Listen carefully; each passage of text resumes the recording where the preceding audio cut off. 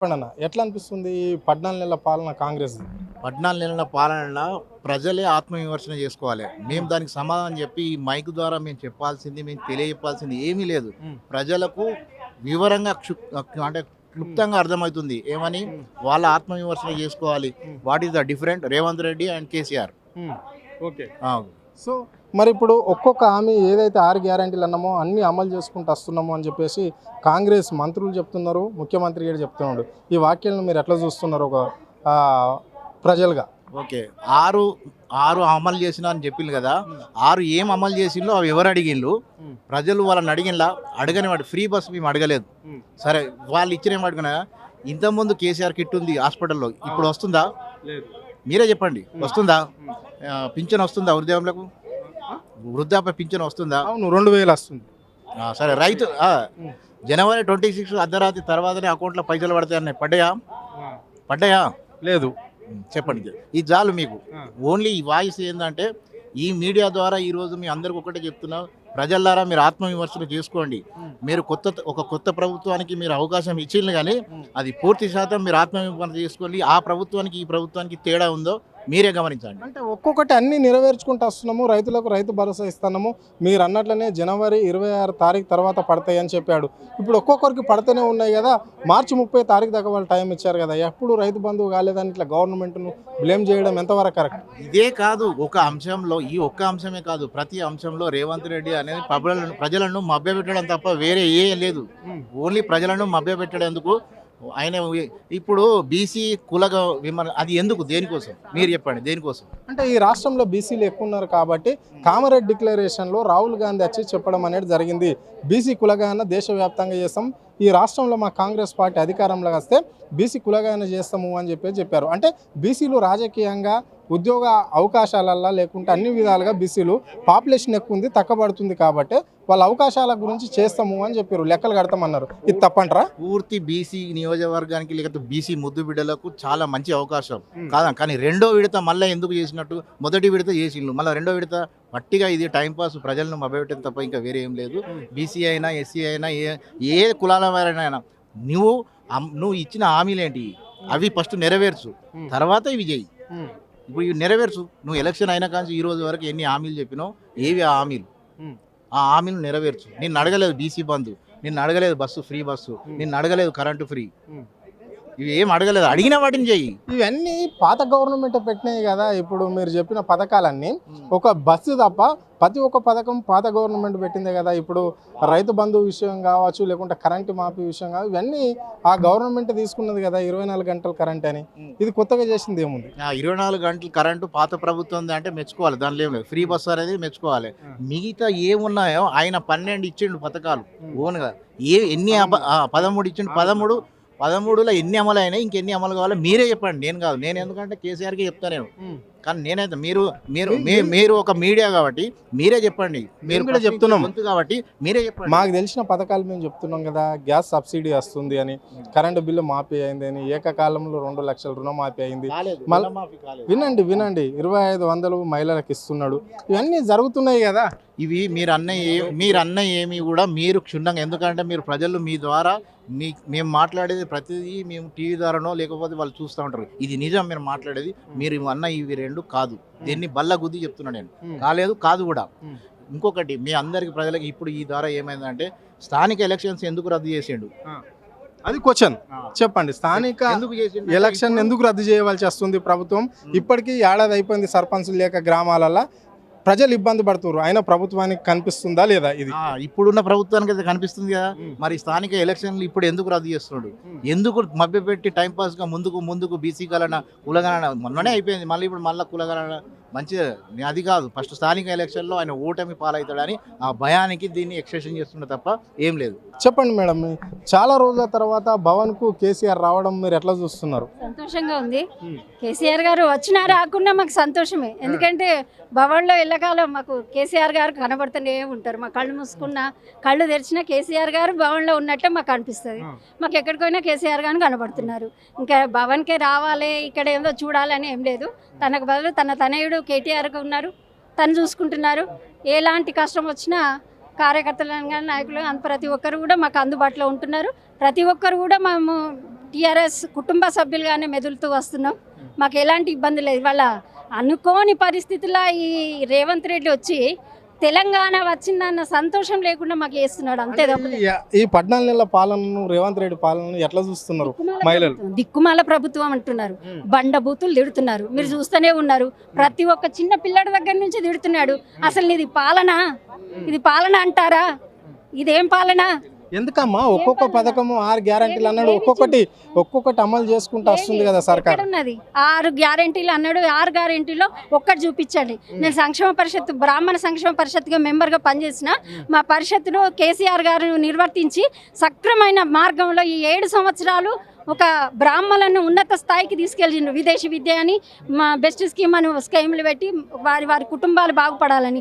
అటువంటి రేవంత్ రెడ్డి వచ్చిండు, ఒక నయా పైసా బ్రాహ్మణ సంక్షేమ పరిషత్కు రాలేదు. ఎంత విదేశాలకు వెళ్ళిన నమ్ముకొని వెళ్ళిన విద్యా పిల్లలు అంత వాళ్ళు ఆగమాగం అయిపోతున్నారు. వీడు చేస్తున్నది ఏంది? మేము వీడియో అని అంటాం, మేము ముఖ్యమంత్రికి విలువ ఇవ్వం. రేవంత్ రెడ్డి అంత దుర్మార్గుడు, దుష్టుడు, తెలివి తక్కువ వాడు ఎవరు అంటే రేవంత్ రెడ్డి అంటాం. స్కాలర్షిప్లు కూడా ఇస్తున్నాడు కదా విద్యార్థులు. ఏమిచ్చిండు? ఎక్కడిచ్చిండు? ఒకళ్ళని నలుగురిని చూపించండి, మాకు చూపించమనండి. ఎక్కడిచ్చిండు?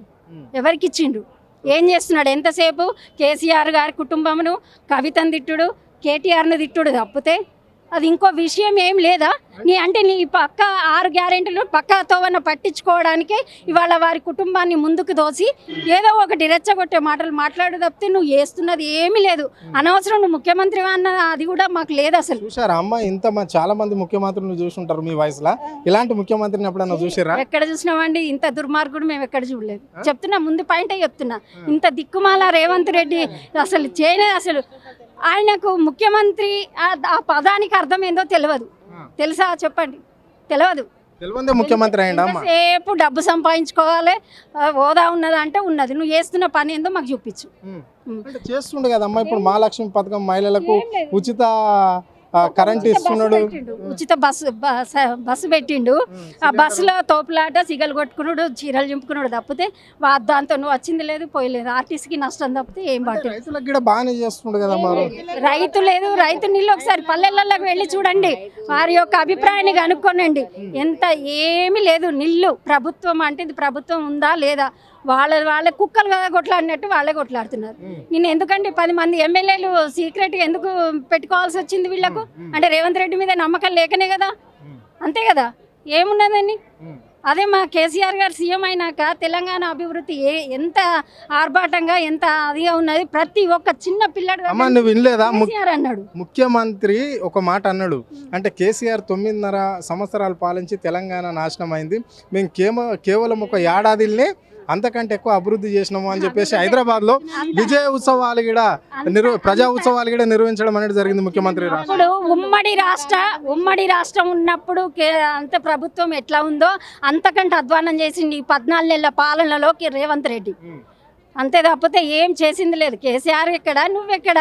తన కాలు గోటికి కూడా సరిపోదు రేవంత్.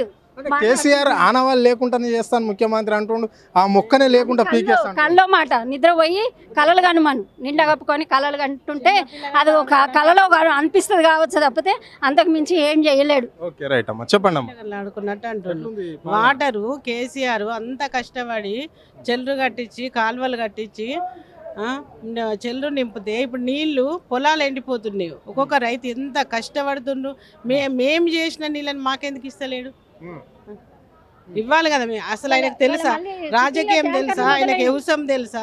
అసలు సీఎం ఏందో తెలుసా? 100 ఎకరాల భూమి ఉంటుంది, నాకు రైతుల సమస్యలు తెలుసు, పేదల బాధలు తెలుసు, నేను గ్రామంలో పుట్టి పెరిగినా అని చెప్పేసి అంటాడు ముఖ్యమంత్రి. రైతు బంద్ ఏది? బతుకమ్మ చీరలు ఇవి. రైతు బంద్ ఏది? బతుకమ్మ చీరలు ఇల్లు ఒక్కటే ఇవ్వడం ఏంటి? మేము వస్తే 2 చీరలు ఇస్తామన్నారు. మరి ఒకటి అయిపోయింది బతుకమ్మ పండుగ ఈ గవర్నమెంట్లో. ఎన్ని చీరలు ఇచ్చారమ్మా మీకు? చీర కాదు జాకెట్ ముక్క కూడా లేదు. చీర కాదు జాకెట్ ముక్క కూడా లేదు. ఒక్కరొక్కరు బీదోళ్ళు ఉన్నారు. మేమే అనుకో, మాకు కూడా అవసరమే కదా. నీళ్ళ అవసరము, బట్టలు అవసరము. మన తెలంగాణ వచ్చింది అన్న సంతోషం లేకుండా ఏడికేలో వచ్చి ఆయనకు తెలుస్తనే లేదు. రాజకీయమే తెలుసలేదు ఆయనకు. రాజకీయం తెలిస్తే మా నీళ్ళని మాకెందుకు ఇయ్యాడు? ఒక్కరొక్కరము ఉద్యమాలు చేస్తే వచ్చింది ఆయన. ఒక రోజన్న కనీసం టీఆర్ఎస్ల సభ్యత్వం ఉన్నది ఆయనది. తెలంగాణ కోసం ఒక రోజన్నా కొట్లాడిండా? ఇగో ఎఫ్ఐఆర్లు, మాకు ఎఫ్ఐఆర్లకు కూడా భయపడతలేము మేము. అప్పటి నుంచి ఇప్పుడు భయపడ్డాము, అప్పుడు భయపడ్డాము. ఏదో వాళ్ళని కేసు పెట్టాలి, వాళ్ళు ఎక్కువ మాట్లాడిన వాళ్ళని కేసు పెట్టాలి. ఏమైతే కేసులకు భయపెట్టాలేనా? తెలంగాణ ఉద్యమంలో కేసులు అయితే మేము భయపడలేదు. ఇదో లెక్క మాకు. ఎట్లా ఉంది ఈ 14 నెలల పాలన కాంగ్రెస్? जी कांग्रेस मतलब झूठ। कांग्रेस का अब सीधा सीधा नाम है झूठ। तेलंगाना के इलेक्शंस में कांग्रेस ने जितना झूठ बोला है 6 गारंटी को लेके और 420 प्रोमिसेस जो किए हैं वो 420 उन्हीं को मुबारक हो। तेलंगाना में सिवाय बसेस फ्री के कांग्रेस ने और कुछ काम नहीं किया। वो बसेस फ्री करने के बावजूद लोगों में जितना औरतों में लड़ाई हुई, जितना आदमी हैंडीकैप हो गए ताकि बस उसको फ्री नहीं है, ये सब एक तरह की साजिश रची गई थी केसीआर साहब को सत्ता से हटाने की। और 1 साल में आप देख रहे हैं कांग्रेस ने क्या किया है। देश भर लोग जानते हैं कांग्रेस आई जब से पानी का प्रॉब्लम हो गया, कांग्रेस आई जब से करंट का प्रॉब्लम हो गया। आए दिन आप देख रहे हैं स्कूल्स और कॉलेजेस में बच्चे खाना खा के मर रहे हैं, फूड पॉइजनिंग हो रही है, उस पर कोई गवर्नमेंट वाले बात नहीं कर रहे हैं। एक्सीडेंट्स हो रहे हैं, जैसा कि इंसिडेंट्स हो रहे हैं, उस पर कोई बात नहीं हो रही है। अब यहाँ तक है कि लोग एक दूसरे को मार रहे हैं। కేసీఆర్ ప్రభుత్వానికి రేవంత్ రెడ్డి ప్రభుత్వానికి వ్యత్యాసం ఏంటి? Difference KCR has come with development. 10 साल में केसीआर ने जो डेवलपमेंट किया है, you take the development like schooling, education development, medical development, infrastructure development, investment, IT, you take the police, the way police को उन्होंने बनाया है तेलंगाना फ्रेंडली पुलिस। आज देखो पुलिस जिसको ज़रूरत है उसका साथ नहीं देती है, सिर्फ कांग्रेस का साथ देती है। उसके अलावा आप लेके सिंगरेनी माइनर्स के लिए केसीआर साहब ने काम किया है। रैतु बंधु, रैतु बीमा, जो स्कीम्स केसीआर साहब ने किए हैं वो कांग्रेस तो कभी सोच सकती है ना कर सकती है। बच्चों के लिए जो केसीआर किट है, केसीआर न्यूट्रिशन किट है, बेटी पैदा होने पे 13,000, बेटा पैदा होने पे 12,000, ये तो कोई गवर्नमेंट करेगी नहीं और कांग्रेस से तो हम उम्मीद कर भी नहीं सकते। अभी से पानी का प्रॉब्लम, अभी से सारे प्रॉब्लम शुरू हो गए, जबकि कांग्रेस आके 1 साल में कांग्रेस ने तेलंगाना को राइजिंग जाके डाउनफॉल कर दिया है। तो आई गेस तेलंगाना पे लोग भरोसा ना करे, फिर से केसीआर पे भरोसा करे, बीआरएस पार्टी पे भरोसा करे और जीएचएमसी इलेक्शन में बीआरएस को जिताए। Thank you very much.